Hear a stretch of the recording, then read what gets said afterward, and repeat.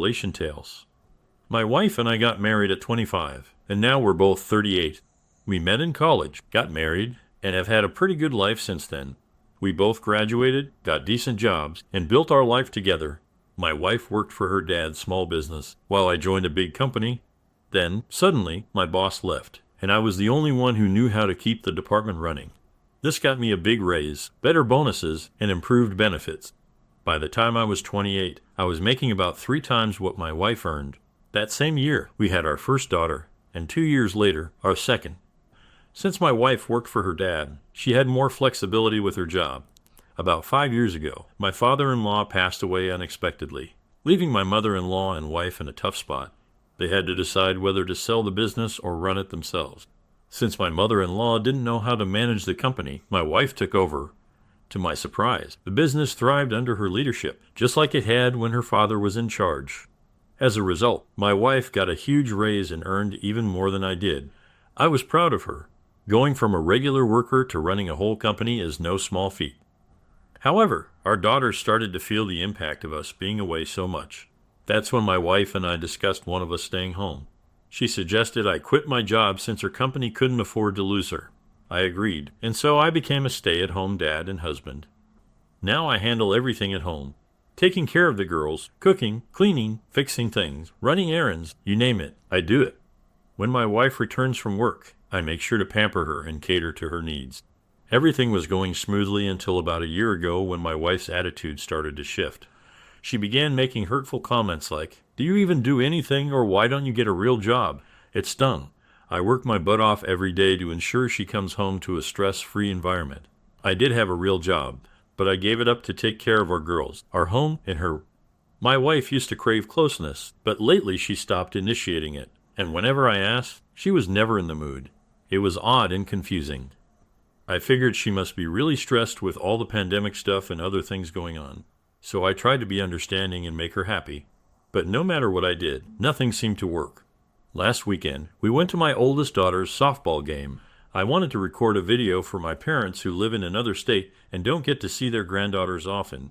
I forgot my phone, so I asked my wife if I could use hers. She'd been on her phone all day, so I thought it would be a good chance for her to take a break from it. She handed me her phone and went to get a drink and a snack. While recording my daughter, a message popped up on some app and I decided to check it out. What I saw was unbelievable. There was this guy at my wife's workplace who's 8 years younger than me, and they had been texting, sending explicit videos and pictures back and forth. They were talking about how close they are and discussing me in not so nice terms. He called me a wimp who can't take care of my woman, and my wife was agreeing with him. I was shocked and devastated. When I heard my wife coming back, I quickly closed the app and resumed recording the video. On the way home and even when we got back, my wife tried to talk to me, but honestly I wasn't in the mood to chat. Eventually we lay in bed, and for the first time in a while, she tried to initiate intimacy. I told her I wasn't in the mood and she snapped. "If you're going to be all moody about everything, fine, go sleep on the couch." So I got up and have been sleeping in the guest bedroom ever since. I'm so lost right now. I don't even know how to handle this situation. My wife meant everything to me, and my daughters are my whole world. Update. First of all, I've got all the text, pics, and videos as evidence. Second, I don't own any of the company. It's split 50-50 between my wife and mother-in-law. Third, I can't bear to sleep in the same bed anymore. So I've been crashing in the guest bedroom every night, and that's where I'm going to stay. As for my decision, I've chosen to divorce her. This morning, I called a law firm in another town to keep things discreet. Luckily, they had a last-minute opening, so I went there right after dropping off my girls. The lawyer I met was really good. I showed him all the evidence I had, and he said it will hurt her case a lot in the divorce. Since I quit my job to raise our girls, and she's been having an affair and prioritizing this other guy over us, she's going to lose big time. The lawyer said we'll get child support and alimony. I'll keep the house, and she'll have to pay for it as long as our girls live there. He also mentioned that we might be able to get more money since I'm not considered employable right now. This extra money could help me pay for more education to find a job. Some of you were right. He advised me not to work until after the divorce is settled. Apparently, having a job could lead to losing a lot in the settlement. Then he asked if I wanted full custody of the kids. I told him I don't mind my wife spending time with them on weekends occasionally, but I prefer to have mostly full custody. The The lawyer said that since she had an affair in our home, I have a strong case for full custody. Bringing a stranger over to the house put our girls in danger makes her look guilty. So I'm going for full custody, allowing her to have weekends once, maybe twice a month. No man will be allowed around my girls, and if there is, she could face issues from me if I find out. I just don't want that piece of crap around my daughters. He suggested keeping quiet until the documents are ready, and then he'll arrange for someone to serve her with the divorce papers along with an order to leave the house. He expects to have everything done sometime next week. He told me to stay quiet for now, even though it's tough and I'm angry. He said to shut up until the divorce is finalized. After that, he said I can talk all I want about her. But until then, I need to keep quiet. He wants me to act like everything is normal. No arguments, no problems. Sleep in separate beds and avoid any intimacy. I agreed but asked why. He told me to trust him, follow his instructions, and not ask questions. I just got home and am preparing for dinner, trying to act normal. I'll keep up the charade until she's served next week. Quick note. The lawyer advised me to get an STD test and a DNA test for my girls. When I asked why, he said these situations are rare and might not be the first time this has happened. That hit me hard and scared me to my core. Update. I've been feeling really down lately and everything's been rough. To clarify, I discussed these posts with my lawyer. I didn't go into too much detail, but they said it's okay to share as long as I keep it brief and not too specific. So for this update, I'll keep it short and legally safe. Let's start with the test results. I got an STD test for myself and thankfully I came out clear. No diseases. Which isn't surprising since I haven't been close to her for the past year. Now, on to the big news, the paternity test for my 2 girls. No matter the result, I'll always be their dad, but I'm thrilled to say I am their biological father. I've never been happier to know for sure, even though I never thought I'd have to question it. As for my soon-to-be ex, she's out of the house, and I've been granted full temporary custody of my girls. I'll share more details later, but for now, she's no longer living here. My lawyer handled the legal process to have her removed, and it was a messy situation, but I'll save those details for later. She was served with divorce papers at her workplace, and it didn't go well. But again, more on that later. My girls are aware of what's happening. My oldest knows we're separating, and one of her friend's parents went through the same thing. She's seen what happened with her friend's family and doesn't want us to split up. She's been crying and asking me to let mommy come home. It's really tough for her. I'm going to arrange for them to see a child therapist to help them understand everything, as my lawyer advised. My youngest just wants her mommy back and misses her a lot. It breaks my heart, and I feel like a terrible father right now. I worry they might hate me because of this. Sometimes I wonder if I should let their mother cheat on me just to keep the family together and make my girls happy, but I can't bring myself to do that. Another thought crosses my mind, considering an open relationship and waiting until the girls are older, but I can't accept that. Besides, I know the girls would sense it and dislike the idea that mommy and daddy don't love each other. As for my ex, she's currently living with her mother. My mother-in-law reached out to meet with me and I agreed to see her. She didn't ask for details, but she begged me not to take her granddaughters away. I reassured her that she's a wonderful grandmother, and as long as she can separate her daughter's issues from her relationship with my girls, she can still be in their lives. She thanked me, and that was that. My ex has been trying to call and text me, wanting to talk about us. Under my lawyer's guidance, we've set up a trackable method for communication, strictly limited to discussing the girls, nothing more. So that's where things stand for now. Update. Hey everyone, I wanted to give you a quick update on what's been going on. First of all, I spent Thanksgiving with my soon-to-be ex and mother-in-law. I did it solely for the sake of my girls, and made sure my lawyer understood it was about them, not about getting back together. We sorted that out before Thanksgiving. I had a meeting with my mother-in-law, and we had a pretty open discussion, mainly about how we'll handle things with my daughters after the divorce. During our talk, my mother-in-law shared some information about STBX. It turns out she was cheated on by her high school boyfriend. I had no idea she even dated someone back then. This guy my mother-in-law mentioned came from a well-off family, and they warned her to stay away from him. One night, my soon-to-be ex caught him with another girl, which shocked my mother-in-law. My soon-to-be ex had a couple of boyfriends in college, but my mother-in-law knew those relationships wouldn't last. She told me that when she met me, she felt like she had found her perfect son-in-law. She's really sorry for her daughter's behavior and promises to make sure she doesn't cause trouble during the divorce. A few days before Thanksgiving, my mother-in-law asked me to come over for dinner with the girls. I asked if my soon-to-be ex would be there, and she said yes. I told her I couldn't come if she was going to be there, but my mother-in-law understood and asked if we could put on a holiday act one more time for the sake of the girls. She suggested I consult my lawyer to see if spending Thanksgiving together was a bad idea. So I did. The lawyer advised me to inform my wife through our communication app that this dinner was solely for the girls to prevent any misunderstandings. I followed his advice.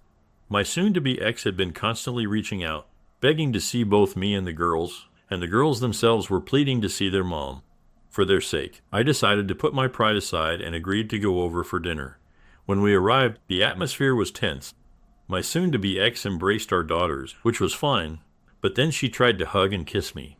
I dodged her attempt, and instead greeted my mother-in-law. My soon-to-be ex behaved as if we were still a loving couple, trying to engage me in conversation.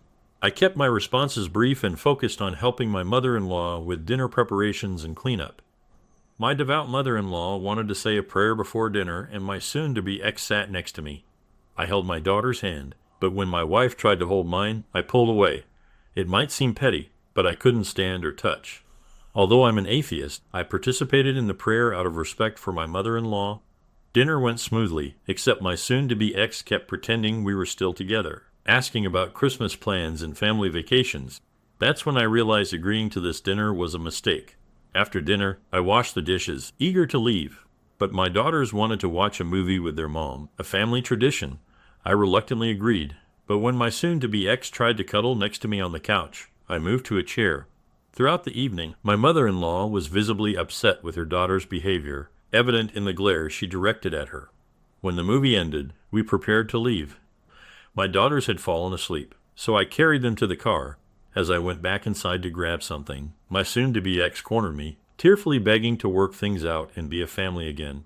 Before I could respond, my mother-in-law intervened, yanking her away by the hair no less, and sternly saying good night to me. So I talked to my lawyer and explained everything. I emphasized that there's no possibility of reconciliation, which was clear in my messages. The lawyer assured me that's fine. Now my wife keeps calling and begging to work things out, but I'm leaving her messages unread. I'll only discuss matters related to the girls, and I'm pretty sure they'll want to do something for Christmas. I'll check with my lawyer about that. Update: things have been really tough for my girls. They had 2 therapy sessions this week. The first one went well, and they seemed more at peace afterward. The therapist seems to understand them well. However, the second session was a disaster. The therapist explained in an age-appropriate way that their mom had an affair and betrayed me. I knew this day would come, but not this soon. When I picked up my girls, they burst into tears and clung to me, saying they love me.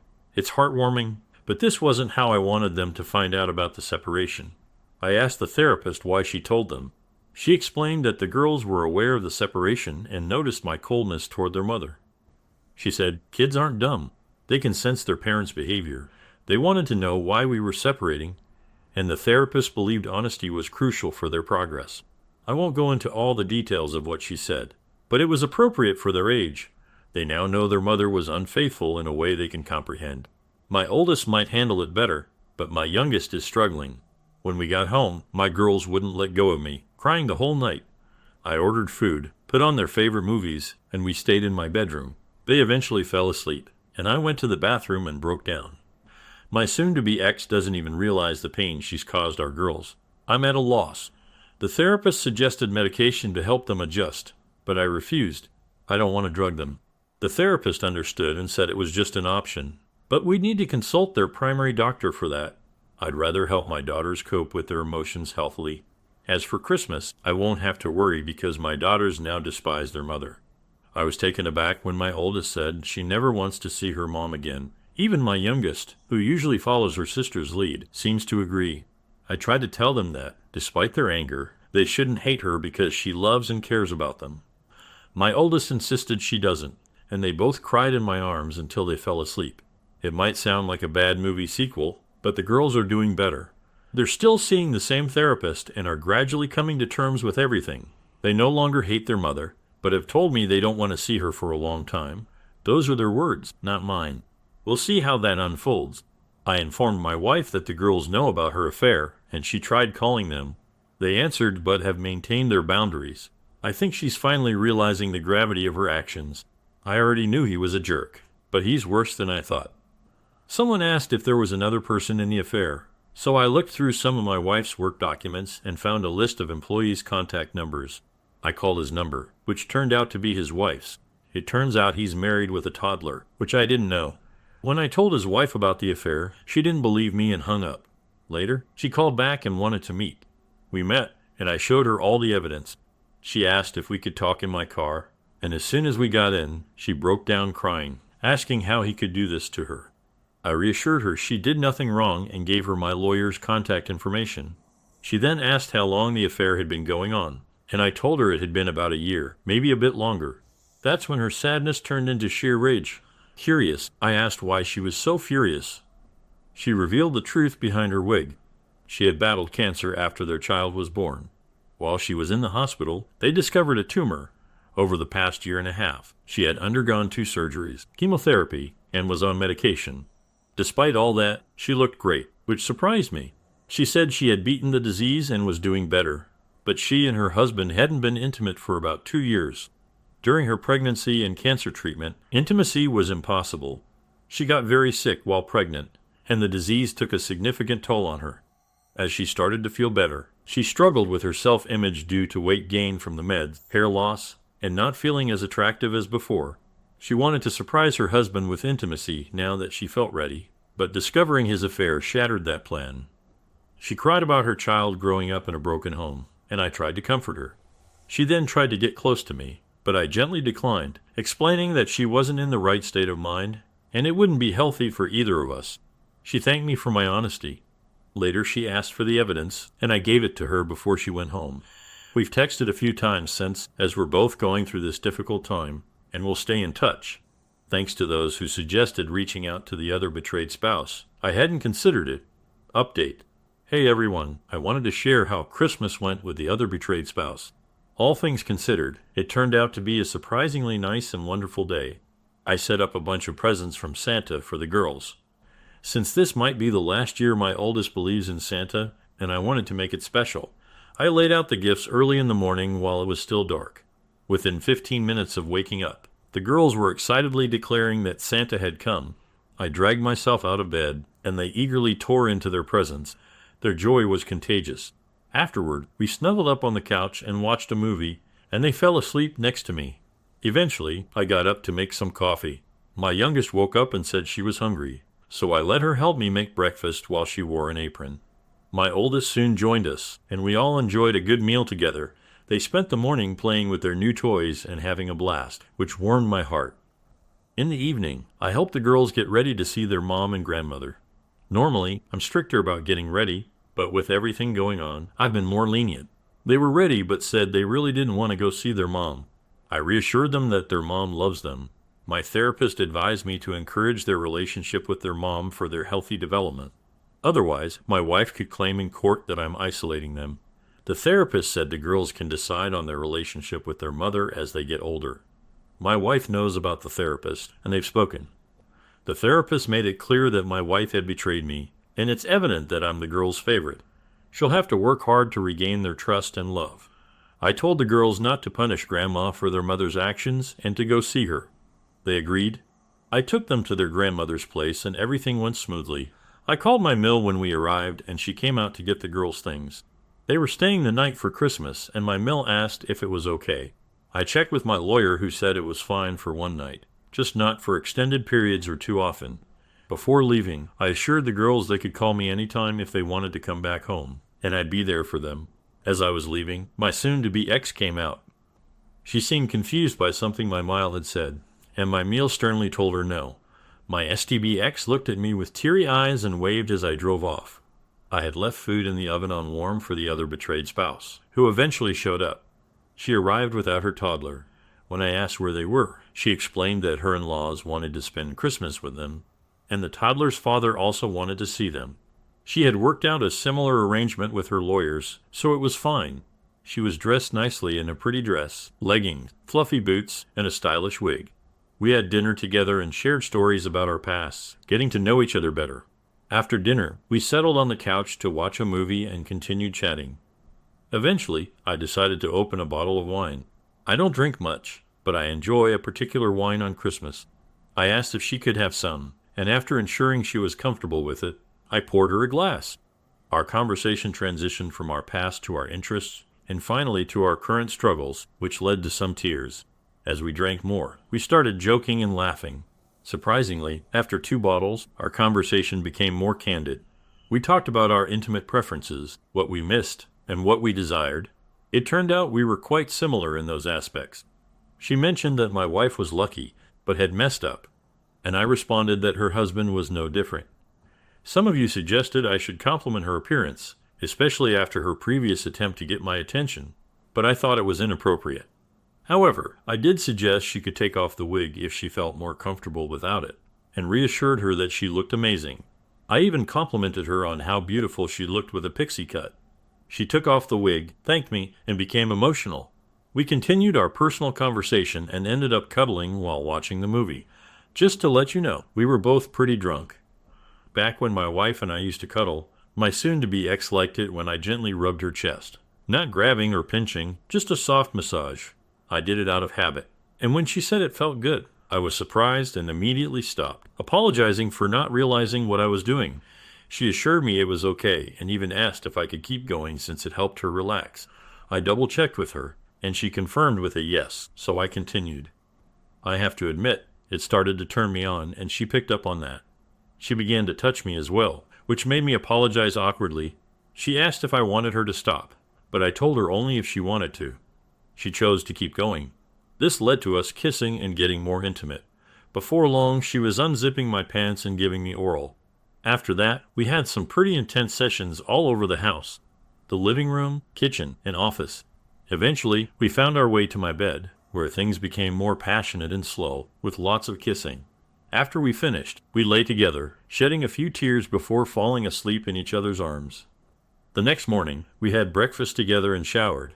I asked if she had planned all this, and she laughed, saying a girl always comes prepared. Before leaving, she asked if I felt anything special last night. I told her the truth, saying yes. We agreed we needed to be cautious and make sure our feelings were genuine and not just a reaction to the situation. She said we'd explore them later. As she left, she kissed me on the cheek and thanked me for a wonderful night, promising to text me later. I picked up my girls who said they had a good time with their mom and mentioned she was well behaved for the most part. Right now, I've just finished preparing dinner and will spend the evening with my girls. Update, I know it's been a while since my last update. Things have been incredibly busy, so I'll keep this brief. Girls are doing much better now thanks to therapy and staying active. They still have their tough moments, but overall, they're improving. As for me and the other betrayed spouse, we still talk almost daily, but we haven't been physical since that night. We did meet once more and both agreed that while we don't regret it, it shouldn't have happened. Now regarding my soon-to-be ex. For a few weeks after Christmas, she kept trying hard to get me to talk, but that has mostly stopped. She's hired a lawyer. My lawyer is aware, and our meetings will start soon. She's finally accepted that I'm done, and there's no changing my mind. I'm sure they'll try to encourage us to get back together, but that's not happening. She still calls and texts, hoping I'll change my mind, but I don't read her messages. As for the other person's ex, he's been arrested. I won't go into too much detail now, but he confronted my soon-to-be ex at her workplace, and they had a big argument. She threatened to call the police, and he physically attacked her. People at her workplace intervened and held him until the police came and arrested him. My soon-to-be ex is pressing charges. I'm not sure if he'll get a lawyer for their affair, but I haven't heard anything yet. My friend told me about it and said I could visit my wife if I wanted to. Apparently, he gave her a black eye and busted her lip. But my mill thinks it's karma. I haven't seen my wife since the incident, nor have the girls, unless something crazy happens. You probably won't hear from me until after our first meeting with the lawyers. Update. Hey everyone, just a quick update on everything.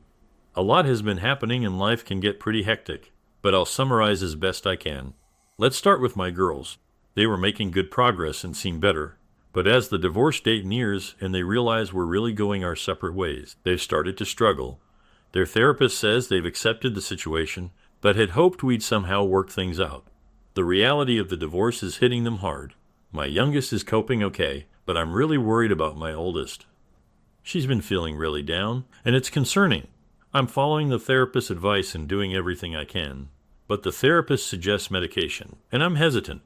It might get to a point where medication is the only option for her. She's usually healthy, but I've noticed some of her clothes don't fit well, and I think she's eating less. Her doctor and I have talked about adding nutrients to her food to help her gain weight. I hope we can figure this out soon because it's starting to worry me a lot. I feel like I'm failing as a father because I never wanted my daughter to go through this. If you're religious, I'd appreciate your prayers for my daughters. On another note, other betrayed spouse and I are still in contact daily. We're getting along great and things are becoming easier, but she has some bad news. It's not about her health or her child, thank goodness. Instead, my STBX's ex has skipped town. I'm not shocked at all by this, considering he vanished right after getting bailed out for assaulting my soon-to-be ex-wife. It turns out she was the last person to have contact with him. My gut feeling was spot on. She had plans to press charges against him, but he threatened to sue her instead, claiming she coerced him into the affair. In the end, she backed down, and he decided not to sue. He disappeared and no one knows where he went. His parents say they have no idea, but I'm skeptical, though I can't prove otherwise. Now, about our meeting with the lawyers, it was surprisingly drama-free. My lawyer laid out my requests, especially insisting on full custody after the incident with the affair partner. However, her lawyer seemed to ignore all of that and kept suggesting we reconcile for the sake of the children. My lawyer dismissed it, making it clear that reconciliation was not an option, and reminding him of all the issues in her actions. He continued to push for reconciliation, but my lawyer simply said, "See you in court." 2 weeks later, my lawyer called with good news. She agreed to all the terms except having the girls every weekend. Instead, she gets to have the girls 2 weekends a month and alternating holidays. At first, she wanted every weekend, but my lawyer negotiated it down. I agreed because despite everything, she's still their mother, and I hope she's learned to prioritize our girls after all this. My soon-to-be ex looks terrible, almost anorexic, aged 10 years, and even seems to be losing her hair. Despite not loving her anymore, it's tough to see her like this because she's the mother of my daughters. I asked my mother-in-law to help her out, but she said it's her punishment. I reminded her that she's still her granddaughter's mom and needs to be there for them and get help. So, my mother-in-law is now working with her to get back on track. She left me a note asking to meet one last time in public before the divorce to talk things through. I agreed, and we're meeting sometime next week. It will be recorded and in a public place. We're still technically married, but the divorce will be finalized in the first week of July. Just a few more weeks, and it will all be over. Update. Hey, everyone.